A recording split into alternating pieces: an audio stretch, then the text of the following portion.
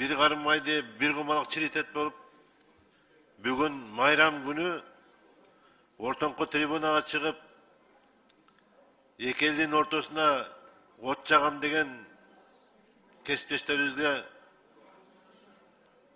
жанагы мен айтар элем, биздеги болгон чегарадагы болгон кырсыктагы, апаттагы каза болгон балдардын арбактары урсун ушуну. Бул 4 жыл губернатор болуш деп, 4 метр жерди чечпей. Анан 4 жылдан бери ушу убары болушуп, биз жактан 30дай адам, тажик тараптан 30дай адам.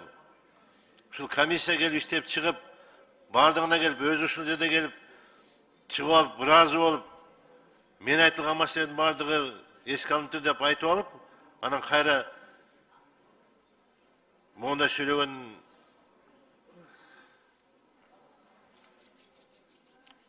ошондуктан урматтуу кесиптештер, мен жана да айттым, бүгүн да айттым, мына кесиптештер айтып атат, бизге Кыргызстандын балбакзарлык иштер айтып атат, кызыл китеби керек Кыргызстандын. Калган кесиптештер да айтып атат.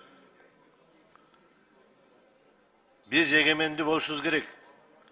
Бул тынчтык жолу менен чечүү деген бул эң чоң бийик даража, эң чоң бийик деңгээл, эң чоң бийик маданият бул.